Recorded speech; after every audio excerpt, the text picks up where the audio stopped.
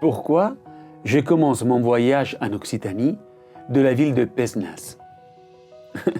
C'est une vraie découverte, oui. Et c'est le fruit d'une coïncidence incroyable.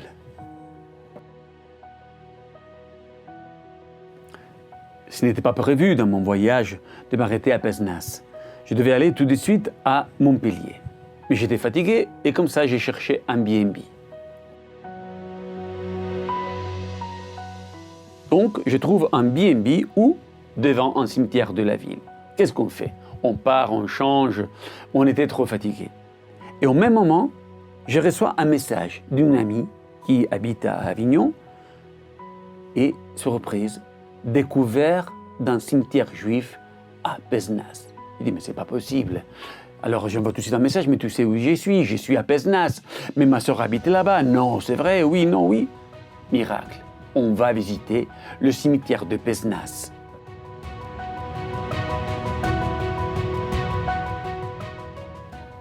Nous sommes en été, donc même si c'est tard, il y a encore beaucoup de lumière. Et alors j'appelle tout de suite et on dit, on y va, je veux visiter le cimetière. Quelle surprise! En pleine campagne, un petit cimetière, avec seulement quelques tombes.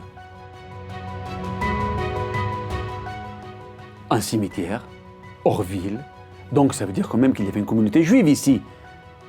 Voilà, j'ai dit, demain matin, on va tout de suite dans le village et on va visiter le quartier juif. Les Juifs s'établissent à Pézenas vers l'an 1298 et ils venaient de l'Espagne, du Portugal et de l'Italie. À Pézenas, le quartier juif médiéval est circonscrit aux rues de la Juiverie et rue des Litanies. Et ils ont été retrouvés également une cuve en terre formant un petit bassin dans le sous-sol d'une maison qui pourrait correspondre à un mikvé.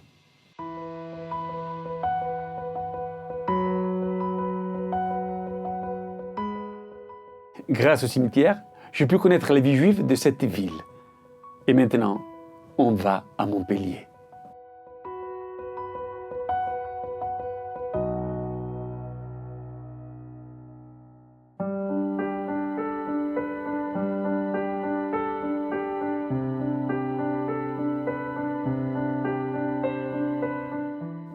Je continue mon voyage.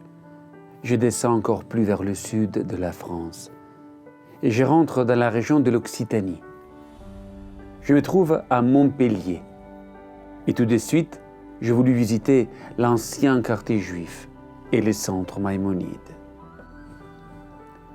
Moshe Maïmonide, également connu sous l'acronyme Rambam.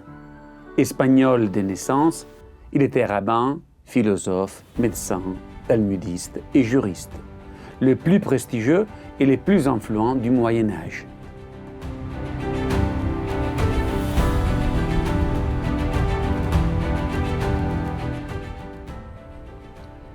Ses ouvrages sur la loi juive constituent, avec le commentaire de Rachi, une pierre angulaire indispensable de la littérature rabbinique. Quel rapport avec Montpellier? On va le découvrir ensemble. D'abord, je veux visiter le trésor de Montpellier, le mikvé.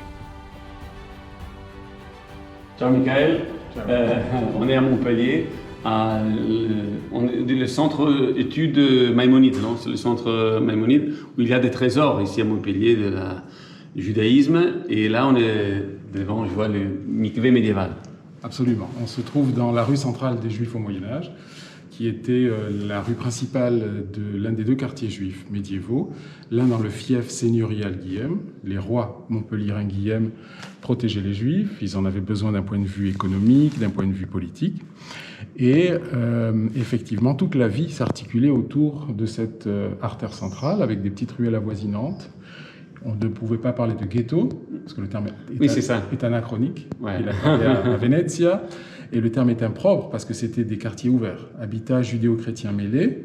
Les juifs ne pouvaient pas être propriétaires, que locataires. Mais somme toute, il y avait une relative, le terme n'est pas approprié pour le Languedoc, mais on pourrait dire convivencia entre les juifs et les chrétiens. Malgré tout, c'est l'Église qui est le Vérus Israël, donc les Juifs n'ont pas les mêmes droits que les chrétiens. Et donc effectivement, avec la redécouverte du mikvé médiéval, qui est l'un des plus anciens mikvaot européens retrouvés, qui est daté du XIIe, XIIIe siècle, qui est toujours cachère, qui fait la fierté des Montpelliérains, qui est l'un des 2 plus anciens monuments religieux de la ville, l'un des monuments les plus appréciés lors des Journées patrimoine, a germé l'idée, effectivement, chez le professeur Sirat, qui était ancien grand de France, chez le professeur Georges Frêche, qui était ancien maire de Montpellier, aujourd'hui décédé, les 2, de doter Montpellier d'une structure sur les études juives. C'est ainsi qu'on a créé l'Institut Maïmonide, qui valorise cette histoire, ce passé, ce patrimoine, et en tout premier lieu, ce mikvé. Alors, ce bassin est, effectivement, comporte les normes requises par la loi juive. Il y a 40 CA, c'est l'unité de mesure biblique. Je ne sais plus à combien ça correspond de millilitres d'eau, mais les conditions sont requises pour qu'il soit cachère. Il y a le 40 CA. Nous avons 7 marches. Les 2 au plus profond sont médiévales, les 5 autres ont été reconstituées à l'identique. 7, le chiffre symbole dans la tradition judéo-chrétienne. Alors l'entrée et la sortie d'eau se font par 2 systèmes.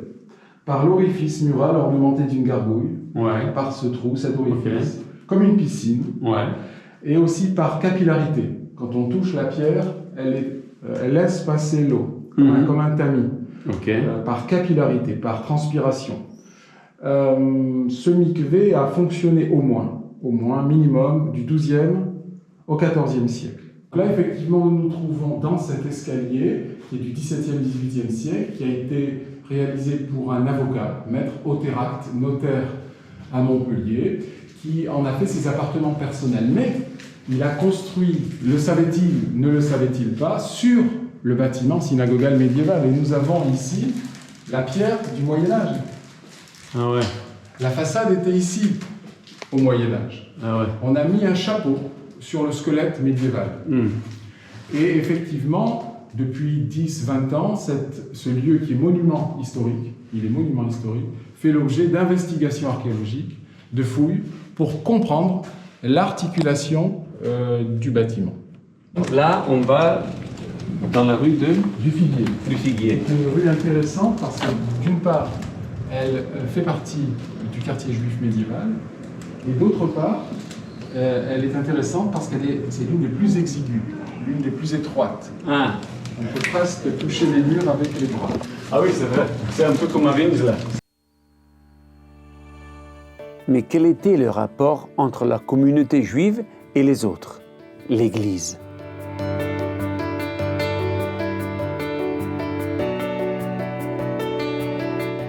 L'évêque de Maglone protégeait les Juifs parce que Jésus, Marie les apôtres, mais les persécutait occasionnellement lors de la Semana Santa qui correspond à la crucifixion de Jésus parce que Judas. Donc, l'Église au Moyen-Âge dit qu'elle est le Vérus Israël, le vrai peuple juif, et elle malmène, elle persécute, elle aime durement les Juifs. Je les tolère car Jésus, je les persécute car Judas. Politique à double vitesse. Voilà. Mais ils ont la vie sauve. Et c'est ainsi que les Juifs seront protégés par l'évêque de Maglone, bishop, ou un peu plus loin, lors de l'expulsion de la fin du XIVe siècle, par 1394, par Charles VI, ils vont se réfugier dans le comtat venessin. Alors là, on se trouve dans la rue de la Vieille Intendance, qui était l'une aussi des ruelles du quartier hébraïque. Vraisemblablement a-t-elle abrité une synagogue lors de la dernière période autorisée, 1360-1394. Le XIVe siècle, les rois les expulsent et les rappellent pour faire rentrer de l'argent dans les caisses royales. Et lors de la dernière période autorisée, 1360-1394, ils n'habitent plus la barallerie, la rue de la barallerie, mais le pouvoir les autorise à avoir une synagogue dans cette rue de la Vieille Intendance. Et donc, où était-elle? On ne sait pas, mais attestée archivistiquement, d'après les documents d'archives. Le lien entre, justement, Maïmonide et Montpellier. Oui, est très étroit. Maïmonide aurait pu venir à Montpellier lors de l'exil des Juifs andalous au XIIe siècle, quand l'islam fondamentaliste prend pied en sud de l'Espagne après les Almoravides et donne le choix aux Juifs, la conversion, l'exil ou la mort. Beaucoup de Juifs andalous, les Tibones et Kimri, s'installent en Languedoc-Provence, quand d'autres préfèrent le versant oriental. La famille Maïmonide va à Fès et le Caire. Mais il va être en relation avec des Juifs d'ici, aussi de souche andalouse, pour la traduction du Moré Nevuchim, du Dalalat al-Hayrin, du Guide des perplexes, Guide des égarés. Et donc, premier lien, il y aura des controverses plus tard autour de sa pensée, entre le judaïsme rigoriste et le judaïsme rationaliste. Et enfin, à la faculté de médecine, on enseignera sa pensée, ses écrits seront discutés, la médecine. Voilà, c'est ça. Si l'on ne devait retenir qu'une seule chose, ça serait philologie et médecine. Les Juifs ont été des traducteurs, les Juifs ont été des médecins. J'aime beaucoup aussi découvrir des histoires un peu différentes. L'histoire, c'est bien faire connaître, découvrir le judaïsme, mais ancien, mais aussi contemporain, moderne. Donc il y a quelques histoires qu'on peut raconter. Absolument. Montpellier a une riche histoire pour la période médiévale, associée à la transmission du savoir. Mais pour l'époque contemporaine, ça serait associé à la politique, au débat d'idées. Au fin 19e, début 20e, les Juifs ashkénazes persécutés par les pogroms viennent trouver refuge ici. Et ils sont très politisés. Ils pensent que par le sionisme, l'émancipation viendra. Montpellier a une forte histoire sioniste. Un peu plus tard, on sait que l'exodus partira de Sète. Mais si on remonte fin 19e, début 20e, au premier congrès sioniste de l'ère moderne à Bâle, qui entendait poser les bases du retour à la patrie ancestrale, Théodore Herzl, on lui doit le fait d'avoir organisé le sionisme contemporain, même s'il y avait des penseurs avant lui. Et sur 12 délégués français présents au Congrès, 4 de Montpellier. Sur 12 délégués français, la majorité de Paris et 4 de Montpellier. Ce qui montre que Montpellier était là encore pour le monde juif, effectivement, une locomotive. Pour la période médiévale, transmission du savoir, et pour la période contemporaine, politique. Une communauté à l'avant-garde, qui avait déjà en tête l'idée d'Israël, ce lien ancestral qui tient lié tous les Juifs du monde.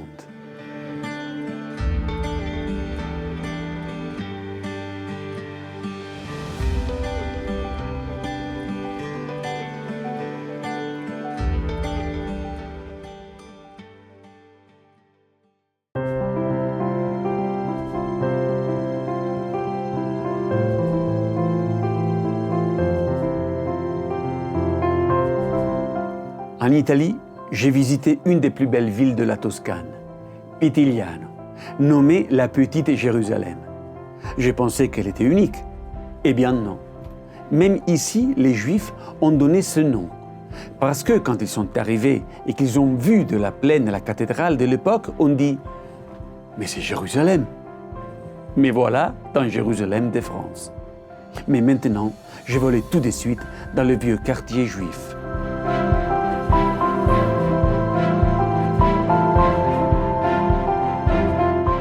Ce porche, c'était le porche d'entrée du quartier juif, celui de la rue du Soleil, qui s'appelait avant rue du Puits du Soleil. Ce porche, par contre, c'est exactement le porche d'origine. C'est une arche romane, donc qui date du XIIe siècle. Donc c'était l'entrée ici du quartier juif. Elle s'appelait rue du Puits du Soleil parce qu'il y avait un puits au Moyen-Âge. Les Juifs n'avaient pas le droit d'aller boire dans les puits publics parce qu'ils étaient accusés d'empoisonner l'eau des chrétiens. Et alors, ils avaient leur puits à l'intérieur. À Béziers, il y avait plusieurs quartiers. Je continue dans les labyrinthes de la ville pour arriver à l'endroit où il y avait la partie la plus ancienne. Regardez ici le nom de la rue. Rue de la Petite Jérusalem. Anciennement, rue de la Juiverie. Alors, complètement à l'origine, cette rue s'appelait Calle de la Cathédrale à la Juderia. C'est pour ça que je disais que c'est important de garder les noms d'origine. Ça veut dire que la juiverie n'était pas ici, mais qu'elle était au bout de la rue. Le quartier juif était au bout de la rue. Là, on est dans un quartier juif, le premier quartier juif de Béziers, avec la particularité que d'un côté, c'était les juifs de l'évêque, de l'autre, les juifs du roi. Donc ici, toute la rue était juive. Ah. En 1230, le roi et l'évêque ont voulu se partager les différents quartiers juifs pour pouvoir lever des impôts sur les juifs. Ah, d'accord. Ils ont réussi à se mettre d'accord partout en disant ça c'est à toi, ça c'est à moi. Et ici, ils n'ont pas réussi à se départager. Donc ils ont dit la moitié de la rue, tout ce qui est du côté de la cathédrale, c'est les juifs de l'évêque. Tout ce qui est de l'autre côté, c'est les juifs du roi.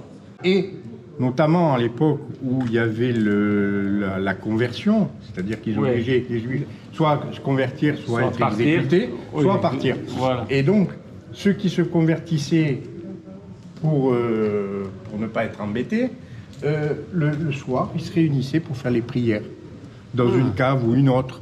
Quand il y avait la fête de Yom Kippour, quand il y avait Rosh Hashanah, etc., ils se retrouvaient, ils faisaient leur fête sans que personne ne voie au grand jour les choses. Hein? En plus de ça, ils étaient obligés d'aller à l'église. Et ils avaient un jeton. On leur donnait un jeton. Donc, de temps en temps, il pouvait y avoir un contrôle, dire, bon, tu vas à l'église, oui, prouve-le, tac, et ils sortaient, voilà, j'ai tant de jetons. Donc, ça veut... Tu as participé à... Voilà. Bon, incroyable.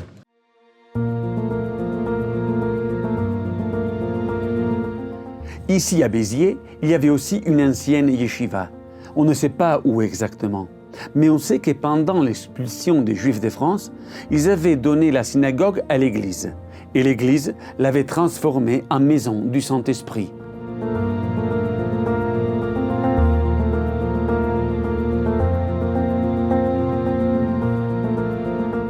Cette maison qui est ici est connue à Béziers comme la maison natale de Guillaume Viennet, qui était un homme politique et qui était aussi membre de l'Académie française.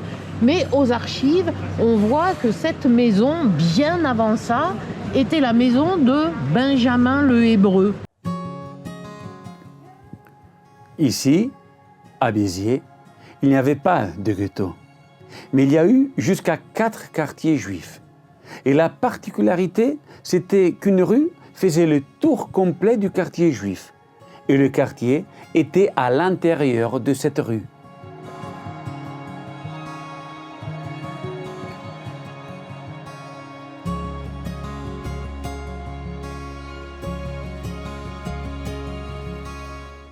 Il y a eu un personnage très important à Béziers, le vicomte Trencavel. Il aimait beaucoup les Juifs. Il les invitait à sa cour. Il a même négocié avec l'évêque pour enlever cette coutume horrible de lapider les Juifs. L'évêque a accepté, mais en revanche, il a leur demandé une taxe supplémentaire. Les Juifs devaient payer un impôt pour ne pas être lapidés.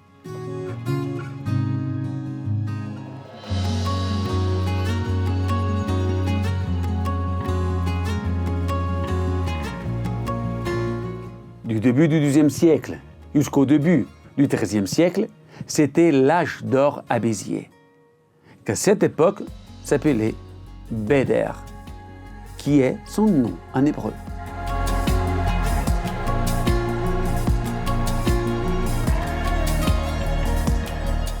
La vie culturelle à Béziers était très vivante grâce à la yeshiva. Et parmi les personnalités juives connues, on ne peut pas oublier le rabbin au XIIe siècle, Abraham Ibn Ezra, auteur d'un commentaire sur les Pentateuque, le Sefer HaYashar. On est dans la synagogue. Je ne pensais pas du tout qu'il y avait encore une synagogue, une communauté si vivante à Béziers. Oui, là, on a une communauté qui est très vivante, depuis pas mal d'années d'ailleurs. Et on a acheté cette synagogue il y a un peu plus de 50 ans. Ouais. Et donc, voilà, On essaye de faire pas mal d'activités. On a des bar mitzvahs, des brit milah, des mariages, etc. Tu m'as dit que les Shabbatot sont tous mignons tout le temps. Voilà. Les fêtes aussi. Il n'y a pas de place. Il n'y a qu'à la période de l'été estivale où il y en a certains qui s'en vont, donc on appelle les uns les autres pour arriver à faire toujours un minyan. Et donc, cette synagogue, c'est dans le hôtel particulier, là? On est dans l'ancienne salle de réception de la famille de Cassagne. C'est un des plus beaux hôtels particuliers de la région. Hein, il est classé.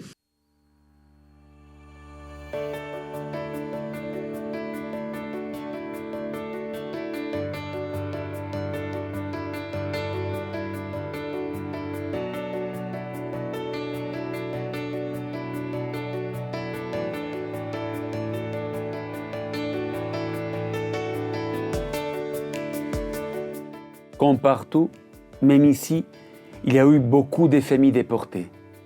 Mais quand je vois que la vie juive est encore très active et dynamique, je regarde avec un immense respect et gratitude le travail précieux de ces gens, sans lequel toute notre mémoire ne serait qu'un musée.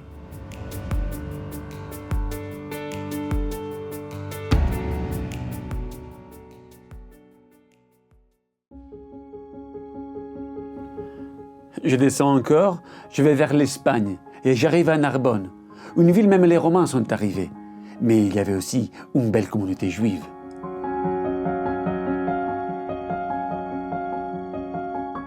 Narbonne, très belle ville, etc. Et là, on se trouve devant la synagogue actuelle.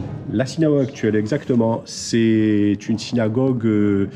donc c'est un bâtiment historique, donc cette tour date du Moyen-Âge. Ouais. Elle a été restaurée il y a une dizaine d'années. Ouais.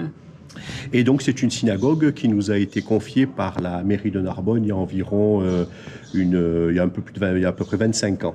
Hein, donc elle nous a été confiée. Donc après on l'a aménagée à l'intérieur et donc on réalise nos offices ici avec notre petite communauté de Narbonne. Il y a une communauté quand même.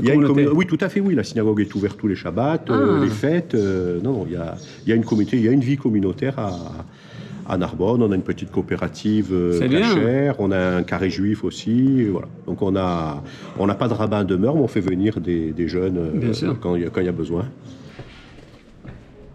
C'est certainement une des plus vieilles communautés de France. Mais aujourd'hui, ces Juifs, nous ne sommes pas leurs héritiers, puisque la majeure partie des Juifs aujourd'hui qui habitent Narbonne sont des Juifs qui sont venus dans les années 60, qui sont des rapatriés d'Algérie, pour beaucoup.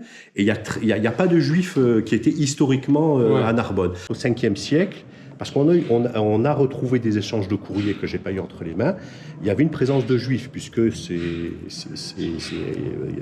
Apollinaire qui écrit à un de ses amis, qui parle d'un certain Félix, qui est juif, etc. Donc on a cette attestation déjà au 5e siècle. Ensuite, au 6e siècle, en 500 et quelques, on a une pierre tombale donc, qui est connue, qui est actée.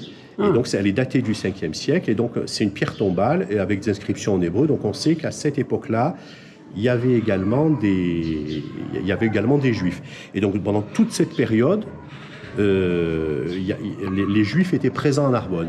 Et ici, il n'y avait pas de ghetto, non? Il y avait même un quartier plutôt. Il y avait deux quartiers. Parce qu'en fait, il y avait deux quartiers qui se touchaient. Puisqu'en fait, les Juifs étaient dynamiques. C'est une très forte communauté, c'était la plus forte communauté d'Europe. Je crois que ça s'est monté à plus de 1000 Juifs à l'époque. Hein. Et donc, les Juifs contribuaient au commerce et contribuaient aussi à payer des impôts. Et donc, on se battait un peu pour les avoir. Et donc, ici, de ce côté-là, il y avait les Juifs du vicomte. Ouais. Et donc, il y avait une première juiverie. Et de l'autre côté du canal, là, c'est moins connu. Il y avait les Juifs de l'archevêque. On a ici, Narbonne, c'est une particularité. Il y a une particularité, c'est qu'il y avait un nassi. Donc il y avait alors on dit le roi des Juifs, tout le monde dit le roi juif, c'est pas un roi, en fait c'était un représentant de la communauté, un chef de communauté, on dit le nassi, et on retrouve sa maison avec son blason dessus, mais ce sont des monuments privés aujourd'hui. Donc les Juifs apparemment étaient assez prospères. Il y avait une grosse école talmudique, puisque Charlemagne, l'histoire raconte qu'un jour il était encerclé, en bataille, il était encerclé un juif, enfin un homme se projette au milieu, il se bat avec lui, il arrive à s'en sortir, et donc à partir de là, il dit mais qui est cet homme? Alors c'est un juif, wow. Et donc il donne des privilèges aux juifs, et notamment la possibilité d'avoir des écoles talmudiques. Ils vont chercher des talmudistes à Babylone, qui ramènent ici et qui créent ces écoles talmudiques qui sont allés très très loin, puisque quand vous allez à Gérone, il y a Yitzhak l'aveugle, à Gérone, il y a un très gros talmudiste qui a travaillé sur la Kabbale, pas la révélation de la Kabbale, mais l'interprétation, et il est de Narbonne. Et c'est ici que sont formés tous les sages que vous avez tout autour, mais ils ont été formés, a priori, dans l'école ici. À l'école talmudique de Narbonne. C'est ça que j'adore. Arriver dans une ville, dans le sud de la France, et découvrir qu'il y avait une vie juive très importante et des écoles talmudiques. Et ça me donne envie de continuer. Allez, on y va.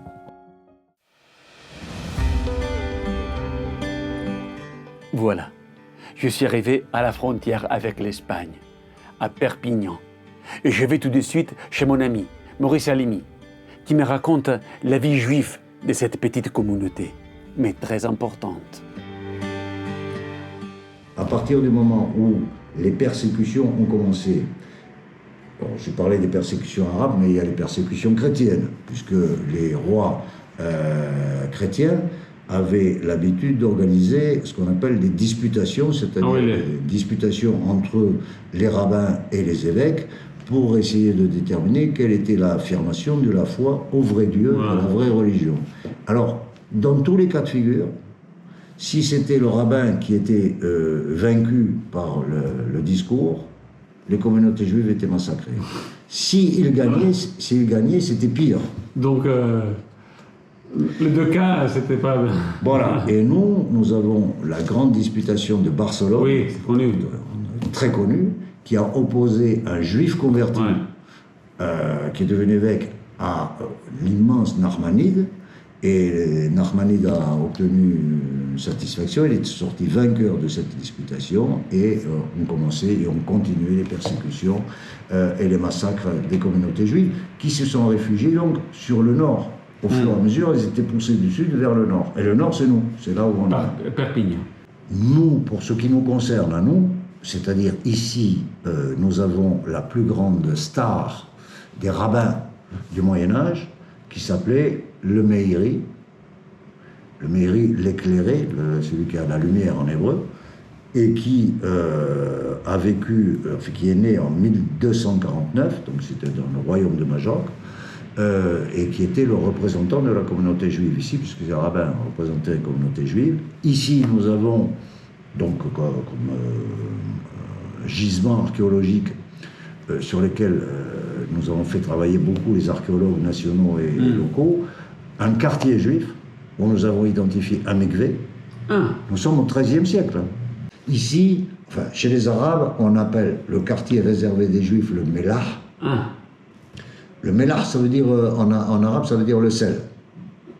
Alors, vous dire oui, c'est magnifique parce que les Juifs, les Arabes considéraient que les Juifs sont le sel de la terre. C'est pas vrai. En fait, ils les mettaient dans un endroit que la terre était pas fertile. Donc, si tu veux, il n'y a rien. On le mettait dans le Mellah, mais il y avait pas. C'était un quartier réservé. Ils avaient le rabbin qui décidait pour eux, etc. Ils étaient protégés par le roi. Ici, on avait, en Espagne, on avait Juderia, on appelle les Juderia, les quartiers réservés aux Juifs, avec bien évidemment fermeture des quartiers, etc. Ici, à Perpignan, on a identifié exactement ce qu'on appelait, non pas Juderia, parce que ça c'est chez les Aragonais, les Castillans, on appelle le Cail, donc, et là, on sait exactement où ça se passait, mais pour les vestiges archéologiques, c'est très compliqué. Pourquoi? Parce qu'à partir du moment où les Juifs ont été expulsés en 1493, donc un an après l'expulsion, les ordres religieux catholiques se sont installés sur tout ce territoire. Et donc ils ont fait le couvent Sainte-Claire, ils ont fait l'église des Dominicains, ils ont fait... Bon, Et donc tout ça, c'était une zone, ils ont fait l'évêché aussi. Ouais. Donc tout ça, c'était une zone où les catholiques, l'Église catholique, apostolique et romaine, ont bien voulu montrer qu'il n'y avait plus de juifs, c'était fini, et c'était une terre catholique. Plus de juifs sur les territoires. C'est pour ça que pour nous, pour les rabbins, l'Espagne, jusqu'en 1992, donc 5 siècles après, a été considérée par un harem, c'est-à-dire une malédiction qui a été prise par les rabbins, le corps rabbinique, comme tierra maldita, c'est terre maudite, comme à Auschwitz, si tu veux. Wow. Voilà, pendant 5 siècles. Et en 1992, lors de grandes manifestations, moi j'avais participé, le roi d'Espagne, pas celui-là, Felipe, c'est le roi Juan Carlos qui était roi, a demandé pardon aux Juifs, il a levé l'édit d'expulsion, officiellement, il a rendu les clés de la synagogue de Tolède à un monsieur qui s'appelle Toledano, et les rabbins se sont réunis en Beddin et ils ont levé leur kérem contre l'Espagne. Eh oui, cette Espagne connue surtout par Isabelle la catholique, qui a expulsé les Juifs en 1493. Avant l'Inquisition, à Perpignan habitaient une centaine de familles juives. Et au moment de l'expulsion, il n'y avait que 39 individus. Et malgré tout, les Juifs, aujourd'hui, sont encore à Perpignan.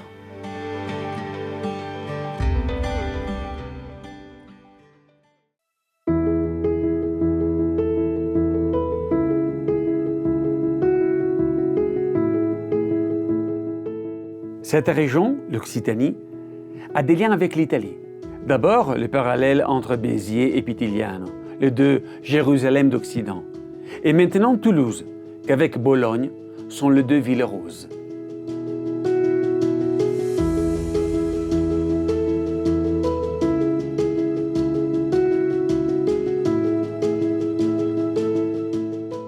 Ciao Pierre. Hello. On est à Toulouse, dans la ville rose.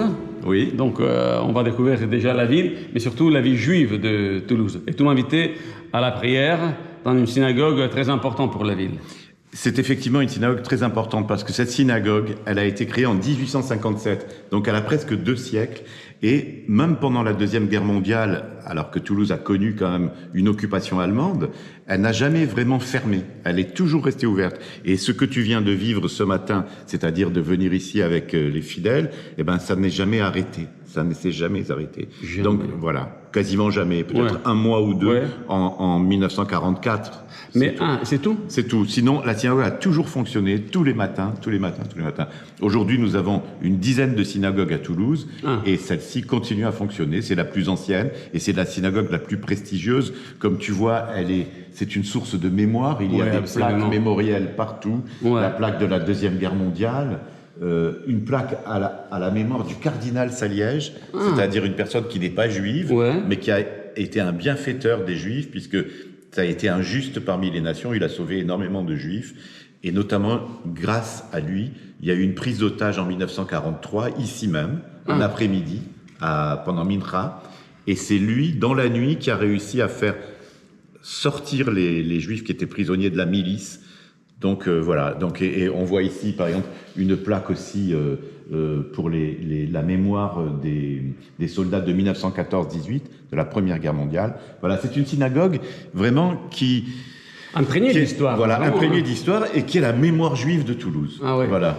Et là, dans cette synagogue, on se trouve dans le quartier juif de l'époque ou pas du tout? Non, on ne se trouve pas dans le quartier juif de l'époque. Le quartier juif de l'époque, il se trouve au cœur d'un endroit qui s'appelle la rue Joux-Egg, qui est du vieux français, du patois, de l'occitan, et ça veut dire Joux, c'est juif, et Egg, c'est l'eau. Donc c'est la rue du Mikvé. Ce Mikvé, on ne l'a jamais trouvé, il n'existe plus. Mais le cœur du quartier juif, c'est ça, et c'est dans les vieilles petites rues. Et on y va. On traverse la ville.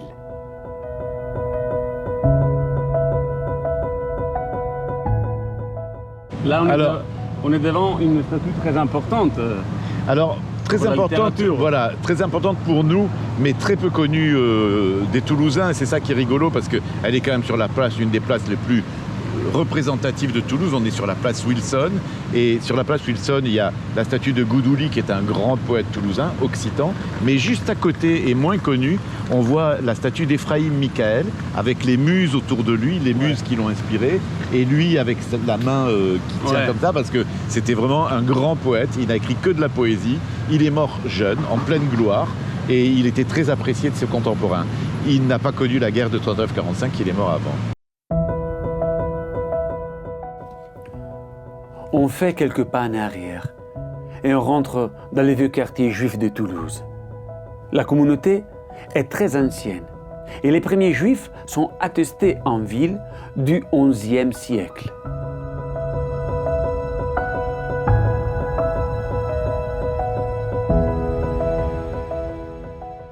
Je me balade à Toulouse dans le quartier juif, dans l'ancien quartier juif.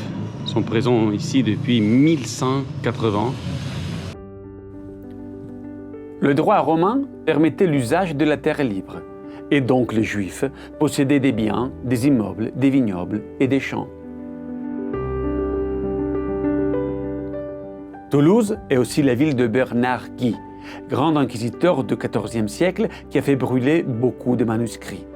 À la bibliothèque de Toulouse, on peut trouver la formule de réquisition du Talmud par l'inquisiteur.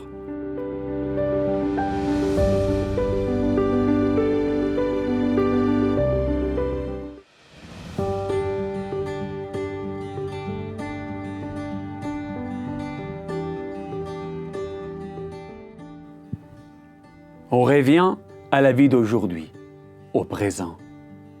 En fin de compte, si nous sommes encore là, c'est pour le mérite de nos ancêtres, que malgré toutes les vicissitudes, les Grecs, les Romains, l'Inquisition, les pogroms, la Shoah, ont toujours transmis notre histoire.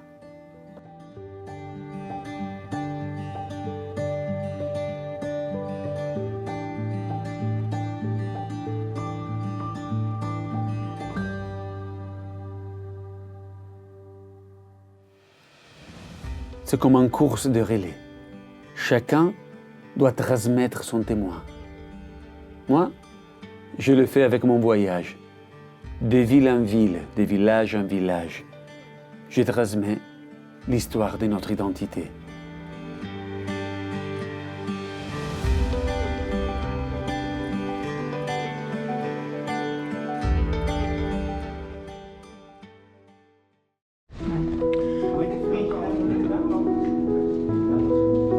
Alors là, on se trouve... C'est le centre du La terroir. luce va bene aussi. Non. Aspetta. Pour la lumière. Così, Comme ça. comme Ok. On est à Narbonne, chez Léon Oana. Ah, adesso lo ripeto. Chez Léon Oana. Quand il n'y a pas trop de soleil. Sì, no, no, nelle video. Alors là, nous